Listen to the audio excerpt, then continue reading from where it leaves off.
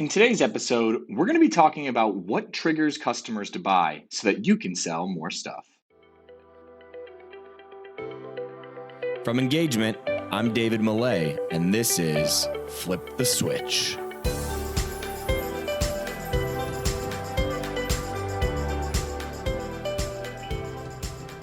What's going on, everybody? Welcome back to another episode of Flip the Switch, where we sit down with leaders in customer experience and employee experience, and we try to figure out what are the trends that they're paying attention to, what are the experiments that they're running, what are the principles that have helped guide them to success throughout their careers. Then we take all of those insights and we apply them to the world of sports and entertainment. Now, in today's episode, we are sitting down with Katelyn Bourgoin, who runs a company called Customer Camp.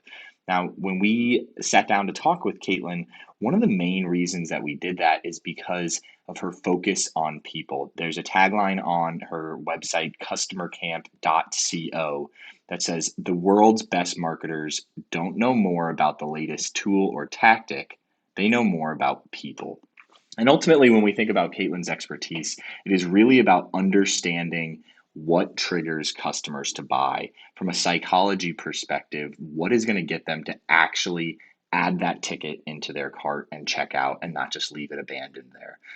So she has a number of different tools on her websites, from cheat sheets to courses to workshops to keynote speaking if you want.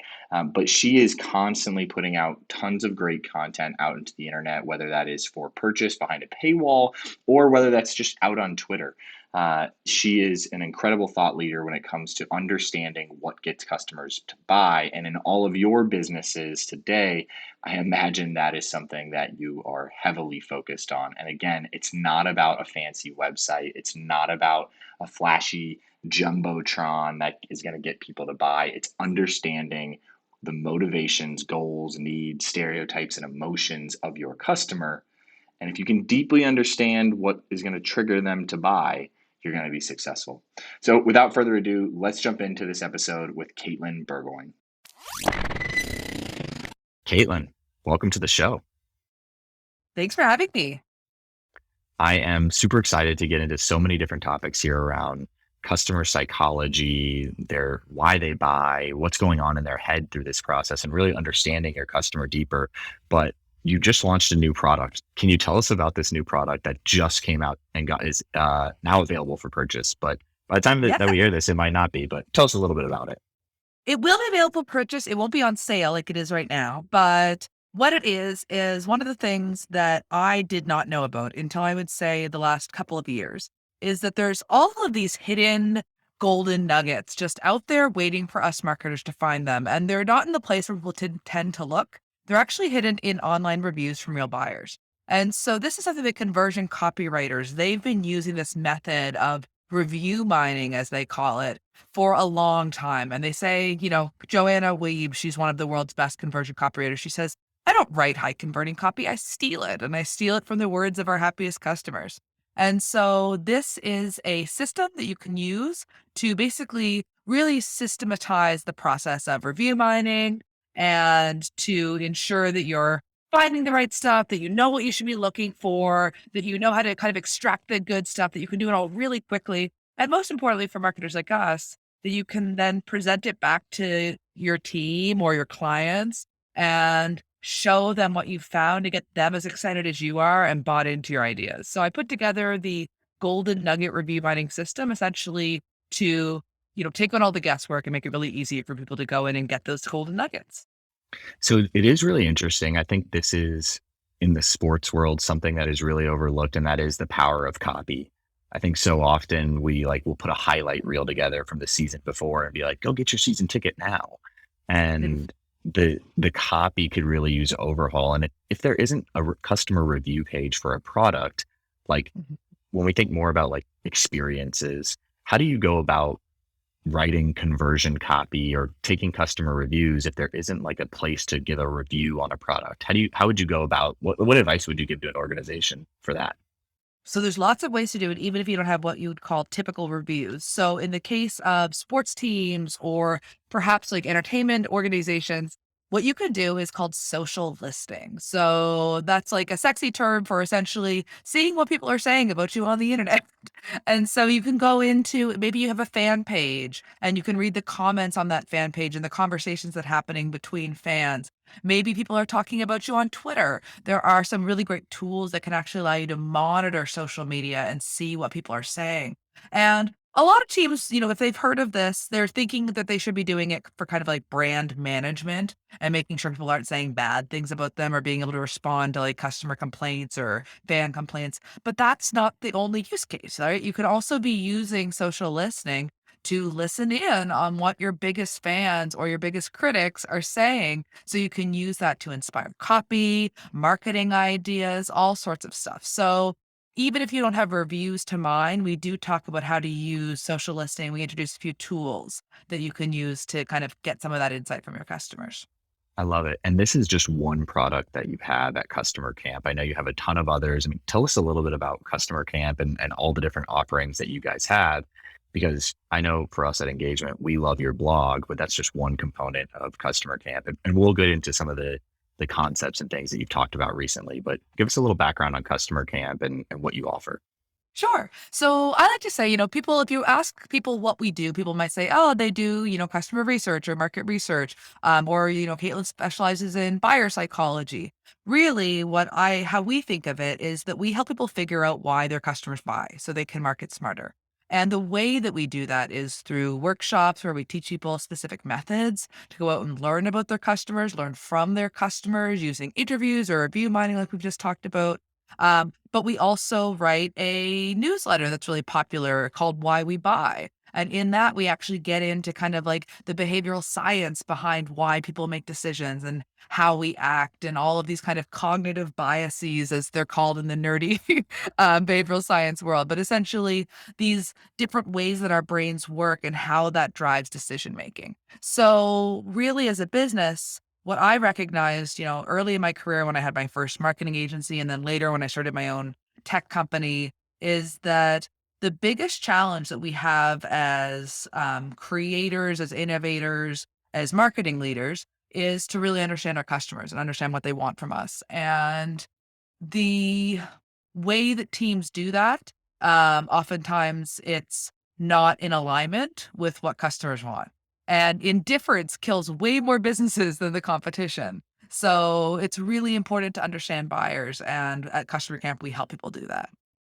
Yeah, and indifference being the main thing that kills organizations, something that we talk about all the time, where I think in the past, sports teams have really tried to market to everybody.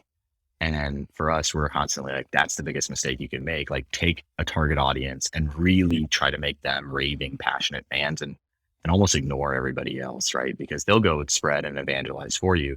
But if you're just trying to please everybody, like, you're not going to win. And in order to go get, Spreading it go ahead. because that's so true, right? Like, because, like, today, especially, when you think about the way you find out about things, it's often through your enthusiastic friends who already like the thing, right? And so many organizations and companies, they're kind of afraid to go narrow in their focus because they think going narrow will mean that they'll miss out on potential customers. But in fact, what ends up happening is those big raving fans, they help you to reach a wider audience because they're such big advocates that they're enthusiastic. Their enthusiasm becomes a bit contagious. And so I totally agree with you around this, focusing in on those hardcore fans. Well, I'm really excited for this episode because I think we are going to debunk, if you will, a bunch of traditional tactics in the marketing space that I think you have a little bit of different take on, like whether it be customer journey maps or customer personas, things that admittedly we've used at engagement with our clients. So I want to hear your different take on some of these things. But why don't we start with kind of this alarm clock story that you have Yeah. and your personal experience buying an alarm clock to really demonstrate that brands don't know why customers buy.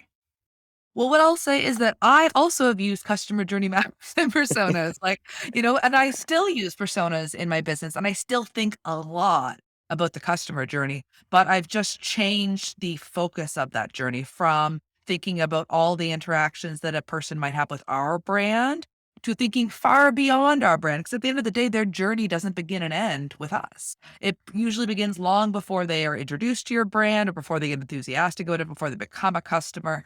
And then there's other things that they might consider and try and love and buy before they find you. So the example you asked for is my alarm clock story. So I shared this great kind of video where I talk about my journey to buy an alarm clock and how I ended up buying kind of like what I would call a dumb alarm clock or an old Okay. school alarm clock. And I share in it what was going on in my life, kind of the trigger event that led me to seek out a new alarm clock. And that is that I had, it was New Year's. I'd made a resolution to try to lose some weight. I wanted to wake up earlier and work out in the morning. And so I started my New Year's resolution like many of us do. And within the first like 10 days, I was hitting snooze on my cell phone that was sitting beside my bed, and I wasn't waking up that 90 minutes earlier. And so I was like, I need to find a better solution than my cell phone. I'm staying up all night, kind of like cruising on Twitter.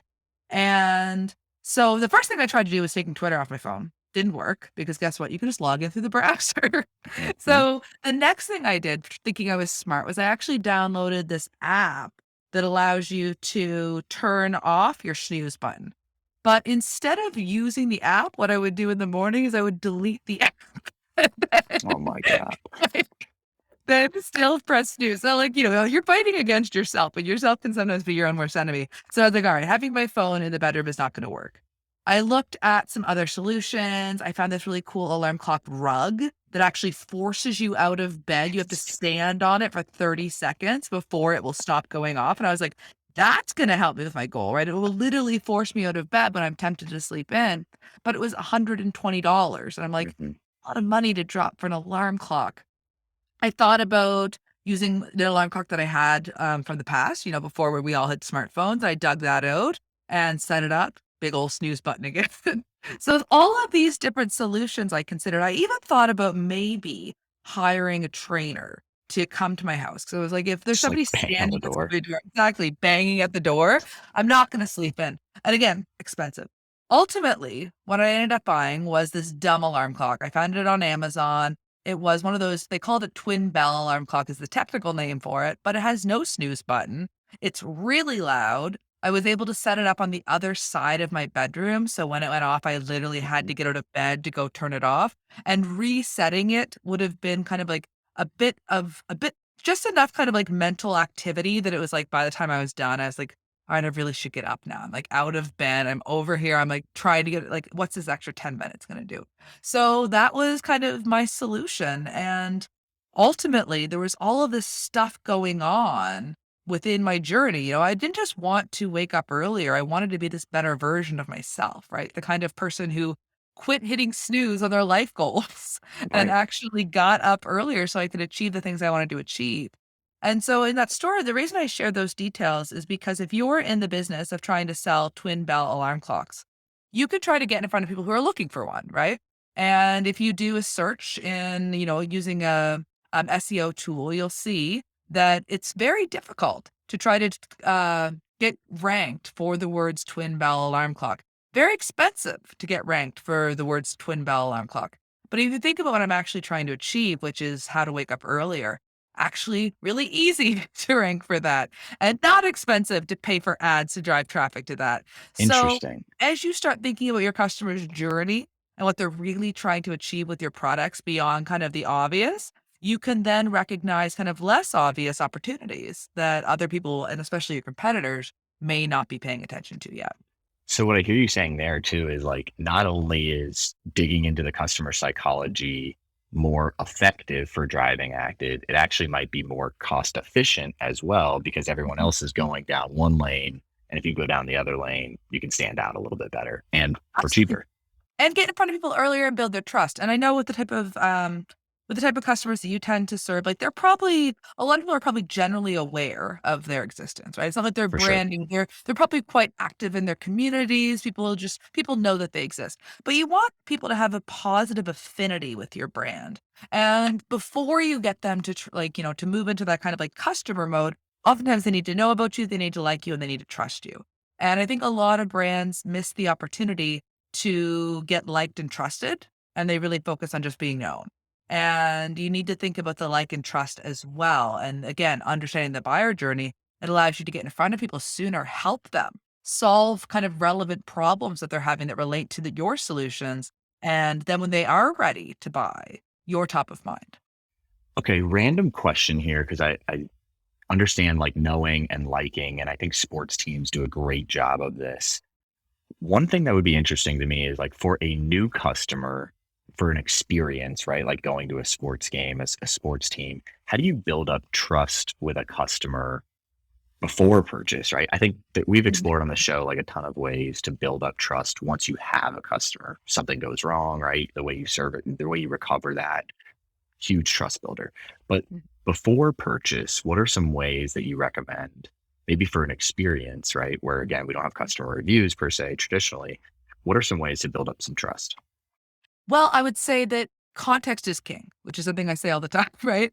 Context is king. And a mentor of mine, he says, context is important, but also contrast, right? Like we don't know what we think until we have something to compare it to. Mm, So, what I would say is that in the case of the type of organizations that you work with, right?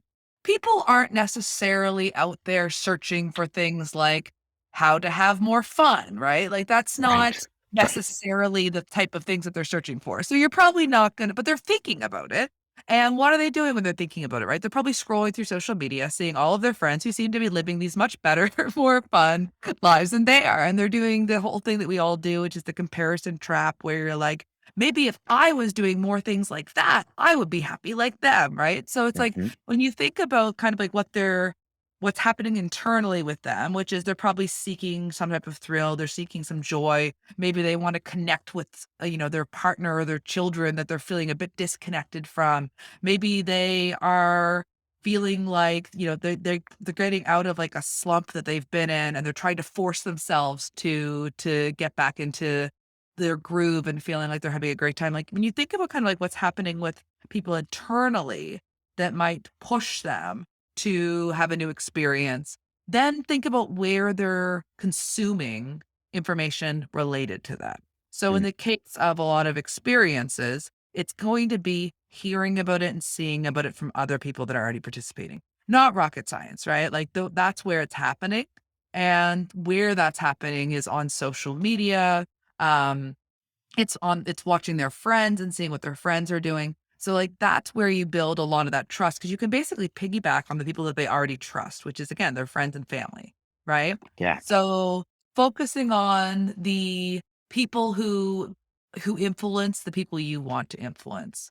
And it's not always as cut and dry. If we're talking about a B2B software company, there's probably tons of things that they can do that are very different than thinking about how do you show up in the places where people are thinking about your solution.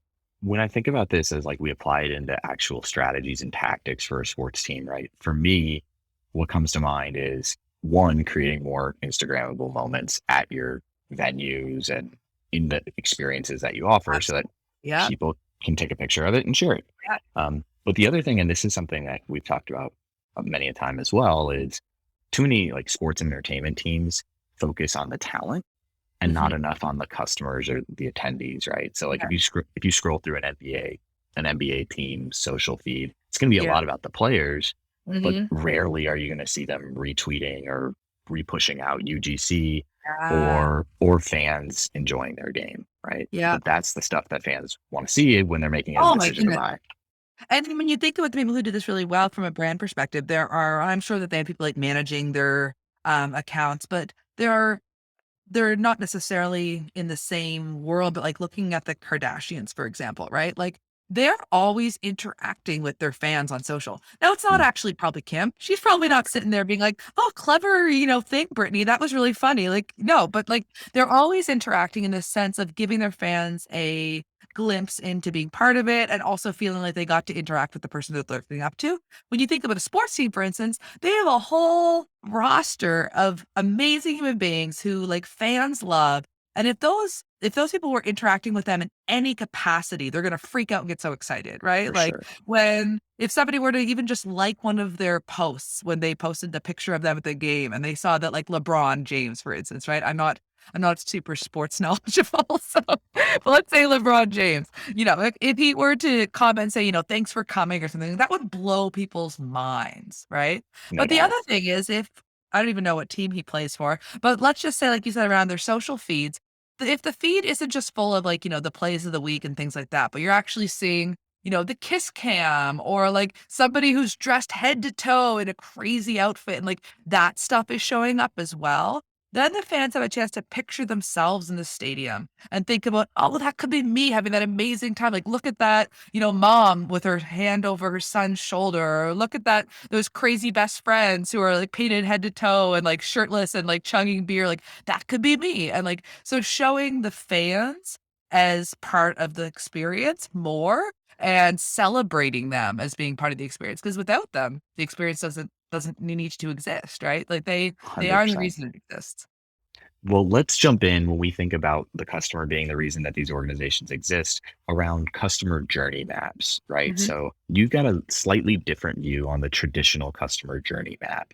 mhm. Um, what are we missing from that traditional customer journey map to how you've kind of pivoted and started using journeys? So the thing again that I'm really focused on is like what happens before they find you? And what happens when it may not be as relevant to your audience, but let's just say, for instance, we're talking about my alarm clock example, right? Mhm. If you're the alarm clock company and all you're thinking about is, okay, so they found us through our, search engine ad, and they clicked on our website and they came here and then they went to this product page and then they signed up for our newsletter. And then like you're thinking about it all from like your very, very narrow point of view around like my interactions with your brand.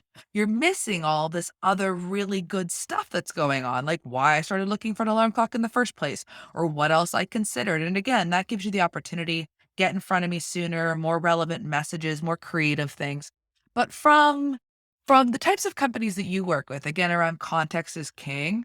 What I would say is that for them, the customer journey map is thinking about what's happening in your customers' lives that is going to trigger them to want to go to a game, for instance, or to want to go to a show. So maybe it's graduation, right? And you're giving somebody a reason to celebrate. You got good report cards, so you're going to get to to go and celebrate. So instead of showing an ad around the time where, school aged kids are getting report cards, it says something around, such and such players on a hot streak, show a picture of a mom sitting there with like, her son or a dad with his daughter and say, good report card, like give them the reward they really want or something. So trigger them to think, oh, they did get a good report card and this would be a fun way for me to celebrate with them. So think about what's happening in their Mm. lives. Maybe it's around the holidays, like that's an obvious one where people are like thinking about gifting season passes as a holiday gift. But what are the It's a other great gift. occasions where it is a great gift, right? But what are the other occasions where you can take advantage of that? Also, thinking really clever from a social media perspective, look at the weather and see what's happening. This Thursday when you have a game happening indoors, is it supposed to rain? Talk about that. Be like, it's gonna rain. Like, come stay Yeah. dry and warm and courtside.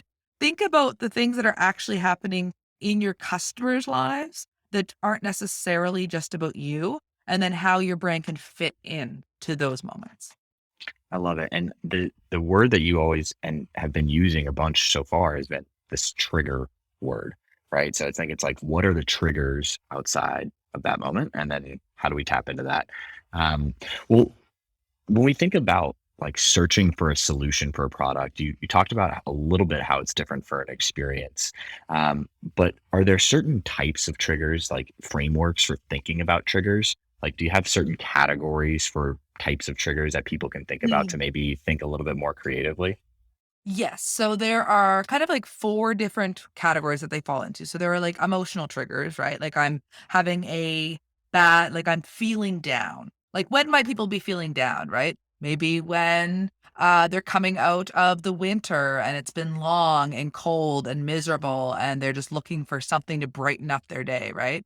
So there's emotional triggers. There's situational triggers, so things that happen to you. So for instance, like, if you're at let's just say you're at a game, right? And you're thirsty. That's a trigger No, that's actually a biological trigger. Thirst is a biological one. But like situational triggers might be something like, your dishwasher breaks and you need to get a new one, right? So that's a situational trigger. So there's emotional, situational, and then there's social. So somebody says something, again, going back to that, I saw it on Instagram, or somebody asked me Mm. a question around like, well, maybe what sports do you like? And you're like, oh, I don't really like any, but maybe I should try to get into it because this girl that I like seems to be really into this team, right?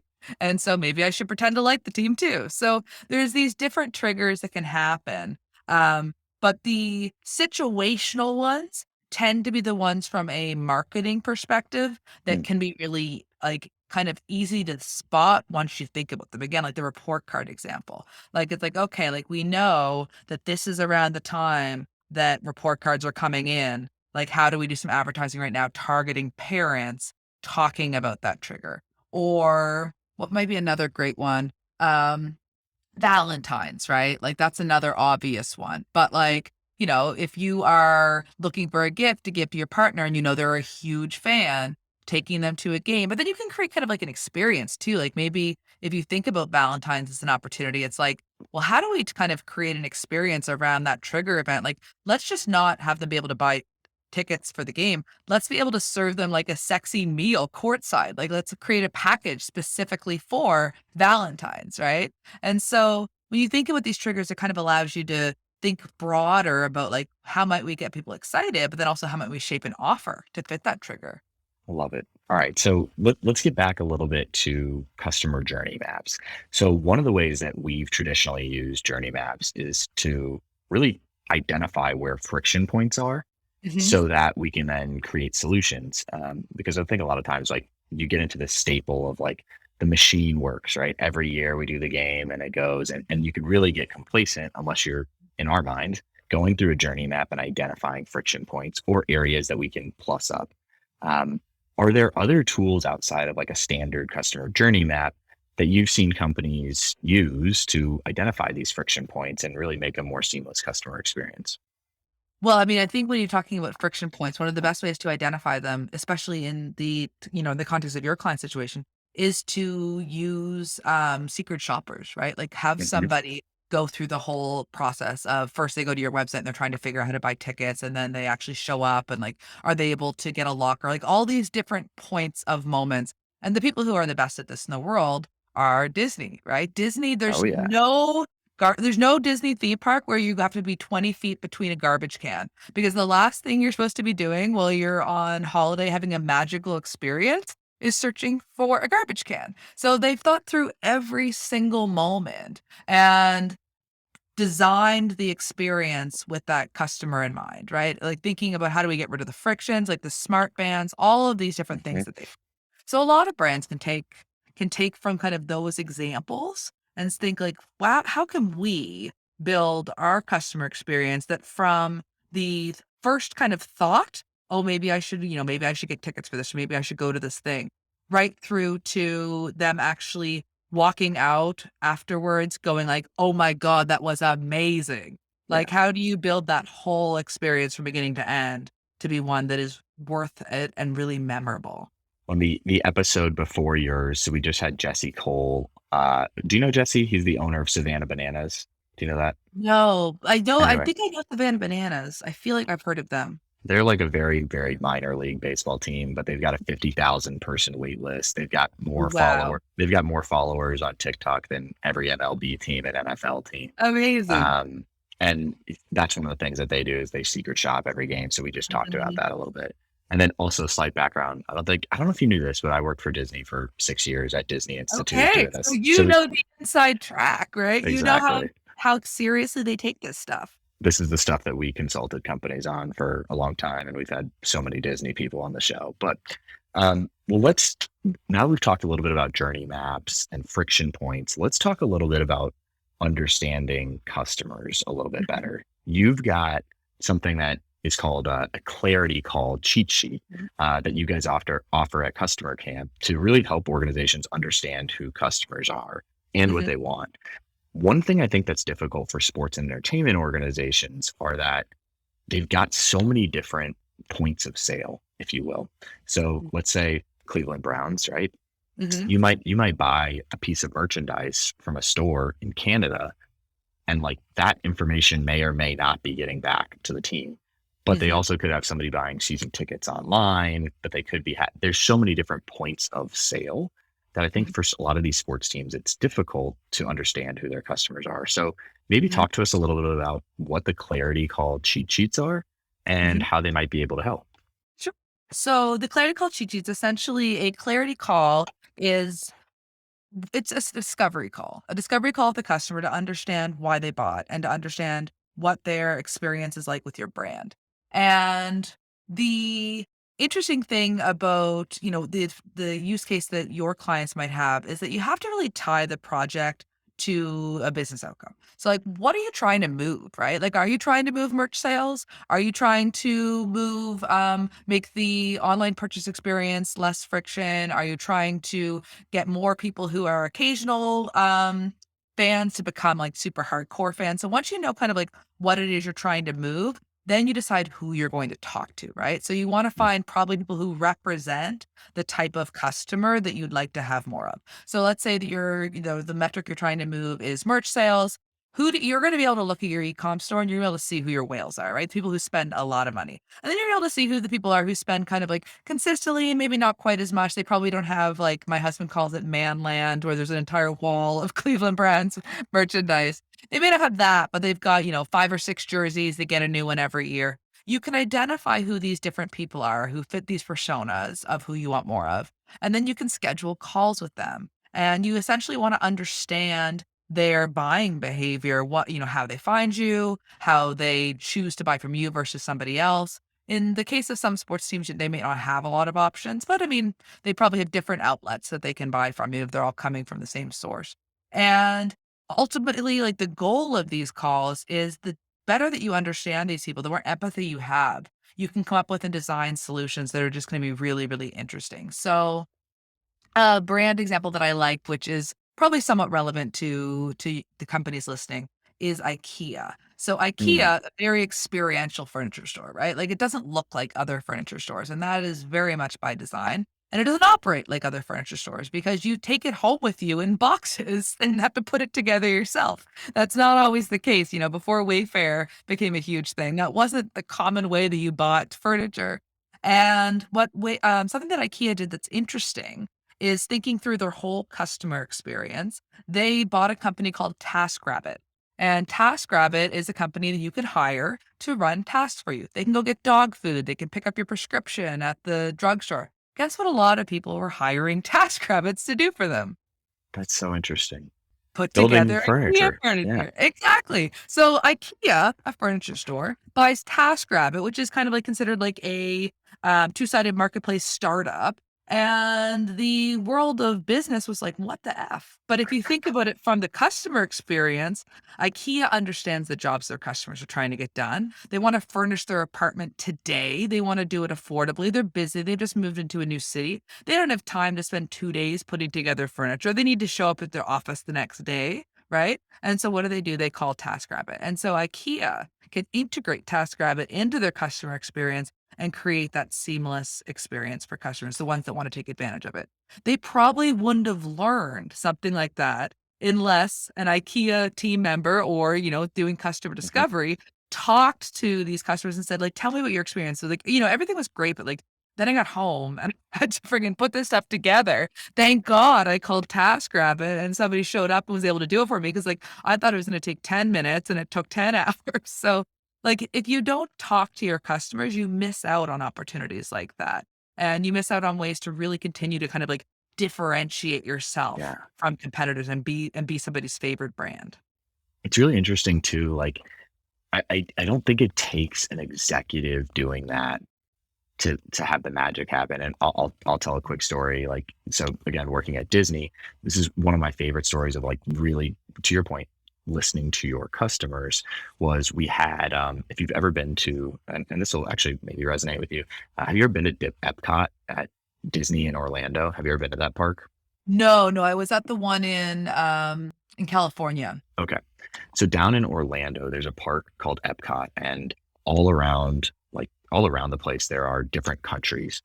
Mhm, So right next to the Canada Pavilion, there's the UK pavilion, and there's a little fish and chip store.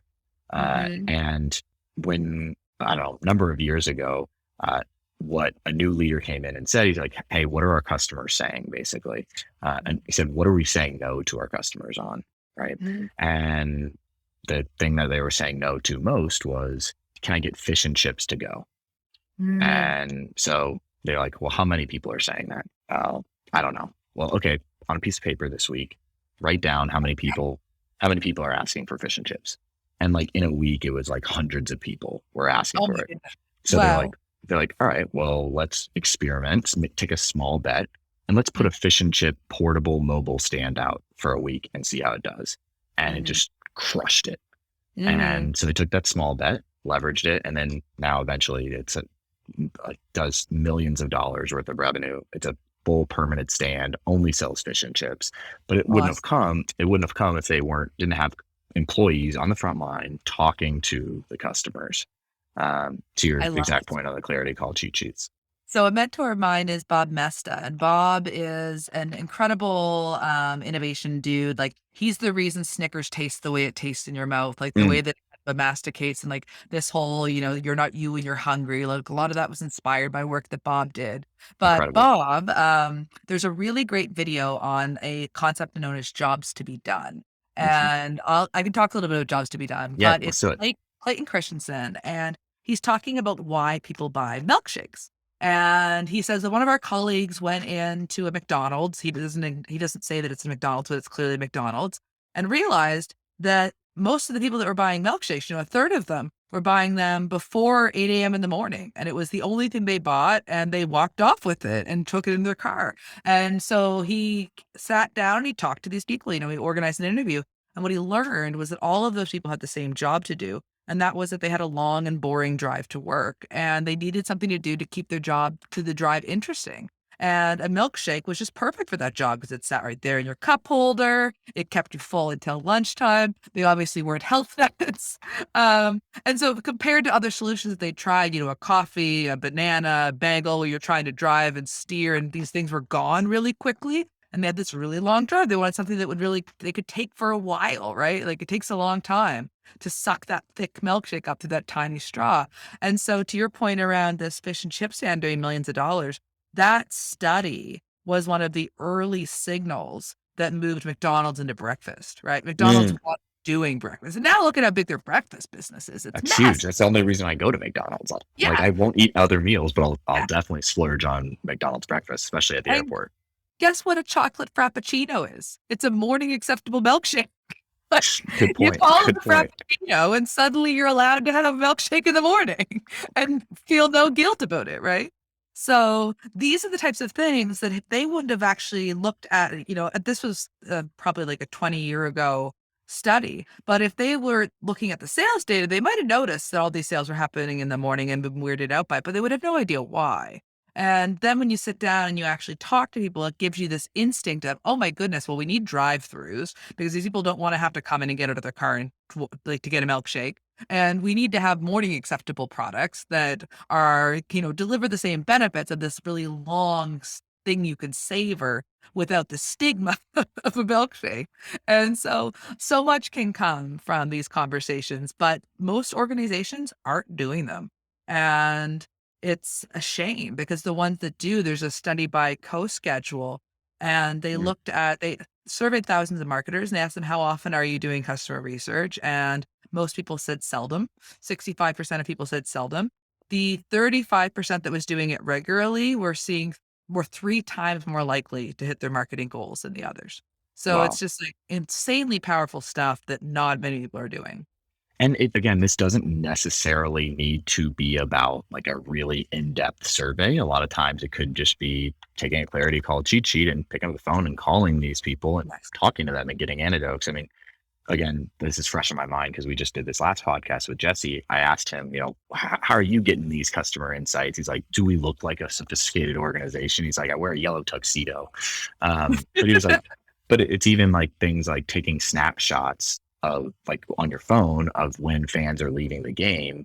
Yeah. Sure, they might tell you one thing, but like, let's dig in and actually see when are people leaving. And Yeah. that's talking to your customers. That's understanding your Totally. customers. So But I Good. think he's a particular mindset because Jesse sounds like he's somebody that has this mindset. But I think there are certain leaders who are, they're doing well enough and they can sit back on their laurels and they're like, I've got more important things to do than show up at the game and see what time people are leaving. Had McDonald's felt that way, had they not hired this organization to do this work for them, how much money would have they left on the table by not Oh my getting it right? gosh. Right? Yeah. Like, and so I think that oftentimes people who are the decision makers, they just don't see this as particularly relevant. They think that they've got enough data from other sources that they don't need these kind of like anecdotes. But again, a quote that I love to say is Jeff Bezos says, when the anecdote and the data disagree, there's something wrong with the way you're measuring it. Like the anecdote is usually right, and there's Interesting. something wrong with the way you're measuring it. And so I think a lot more leaders could really do disruptive, exciting things if they were to spend a bit more time really, really understanding their buyers. I love it. Well, we don't have that much time left, but I do want to dig into this understanding the buyers a little bit more. Um, Obviously, I think a lot of marketers are evolving their concept of what consists of a customer persona, Mhm. and oftentimes what we see in the sports world, that customer persona tends to be based on buying history, but not Mhm. necessarily interests or motivations or goals. I think so. I think sometimes that when we work with teams, that's one of the things that we do is we're like, you got to broaden that from just buying history to how are they engaging with your brand? What are the Uh-huh. goals and motivations? From your perspective, what are some tools or frameworks you utilize to really better understand, like categorize kind of niche segments of Mhm. customers or potential buyers? Again, so I'll bring up jobs to be done. So the idea of jobs to be done is like people don't buy products and services because of who they are, right? They buy them because they have particular jobs they're trying to get done and outcomes that they want to achieve. So what I call their selfish desires. And so when you understand this, what you start to see is you start looking at your customers beyond demographics and psychographics, and you start thinking about like, well, what is it they're actually trying to achieve? So I'll use my husband as an example. He is a massive Cleveland Browns fan, right? Like Cleveland Browns is not a particularly successful team in the last 20 decade, 2 decades that he's been Yeah, three, I guess, probably. He's liked them since he was a teenager, so a long time.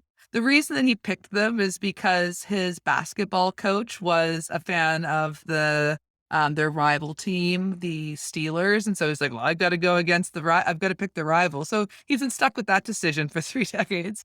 But when you understand him as a person, you start to think beyond kind of like what he looks like demographically in his purchase history. And yes, he buys a lot of stuff, but you start to understand him more as a human being. He is an extreme extrovert and he loves interacting with people. He's very fascinated with people. He loves to be kind of like the clown, the one that's making everybody laugh and have a good time. And when he wears his jersey, it's a signal to other people that they can talk to him about sports. And when he sees people wearing other jerseys, he talks to them about sports and he'll make comments to strangers because that's the kind of person he is. He wants to talk to a guy standing in the bathroom lineup, waiting at like, the movie theater about how their receiver injured himself and like, you really screwed up my fantasy. But like for him, beyond it gives him a like, that jersey represents an opportunity to have a social interaction with somebody and to have kind of like this richer experience, right? It gives him a talking point to interact with a stranger. For me, I would never wear a jersey for that reason.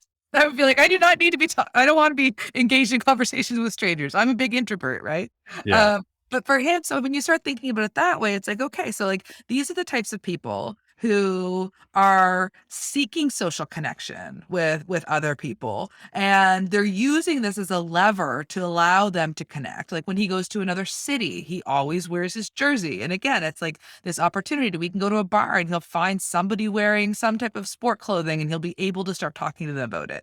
And so when you start to think about that, it's like, well, how do we give them more of that, right? So maybe there would be an opportunity to create fan apps, but I'm sure these exist where fans can interact with each other and like yeah, razz each other and pick on each other. Like that's what fantasy football is. It's this opportunity for friends to poke fun at each other and like, have those 100%. moments of camaraderie. And when you start to think about the why behind the buy, it can really, if you're creative, it can jump off to all of these other ideas for how to give fans more of that, right? And then how do you get like a really custom jersey that nobody else can have? Because what a cool talking point that would be, especially if other people know that there's only this one or these 100 that have been put out, right? So like you start to think about these ways like, how do I give our fans more leverage, social leverage? Because like as animals, which is what we are, there's really three reasons why we do things, right? We do things for like to thrive, and we want to thrive financially, socially,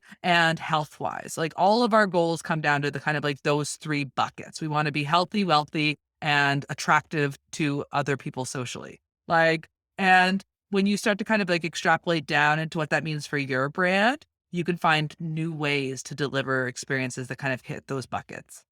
I love it. That's such an actionable way to look at the why behind the buy. All right. One or two more questions before we get out of here. Are there any opinions that you've heard lately in this space around customer psychology, why people buy, journey maps? Any opinions in this area of expertise of yours that you really just flat out disagree with? And maybe a little bit of insight into why. I would say that the thing that I don't necessarily flat out disagree with, but I think it's often misunderstood, is I think that people think that they make decisions rationally. And if you spend any amount of time studying human behavior, what you realize is we are very predictably irrational, right? We Yeah. don't do things for rational reasons. So when you design systems, solutions, and products for rational people, and you assume that they'll interact with them in the way that is most rational, you're often very surprised by what ends up happening in the real world. So I guess my advice would be when something doesn't work the way that you expect, pull back a layer, talk to customers, try to understand, like, they didn't like, people said that they wanted this, and we gave them this, and then they didn't want it. Like, what went on there? Like, you need to kind of, like, get the layers deeper because oftentimes what you believe to be the right way that people might go about doing things, the way that they act in the real world are just different. So, it comes to from saving money to cheating on our diets, like, so I would just say don't assume your audience is rational, and I think your type of listeners, they probably are more in tune with that, but especially in the B2B world, people assume that if you're selling enterprise software that and to big executives, like they're making these decisions, they're very rational decisions. Like oftentimes it's like, well, shit, like I haven't delivered any of my metrics in the last month and I've got to have a win to be able to report at the next Hmm. meeting. So I might as well sign up for this new software so I can say I did something the last month. Like, that's what's actually going on. Too But it funny. like, so understand what's really happening, kind of, again, the why behind the buy. And the way you do that is by talking to people, because these are not things that you can just ask them in a survey. And, you can observe things, but then you need to ask them what happened, right? Like, what was going on behind that? Because again, like, you can watch people walking out with the milkshake in their hand, but unless you ask them, why'd you buy the milkshake at 8 a.m., you're not going to understand why. So you got to be able to have real in-depth conversations, to be able to get some of these great insights. I love it. I think that's a perfect place to close us. Katelyn, where can people reach you, follow along your journey, get some of these actionable products that you've created with Customer Camp?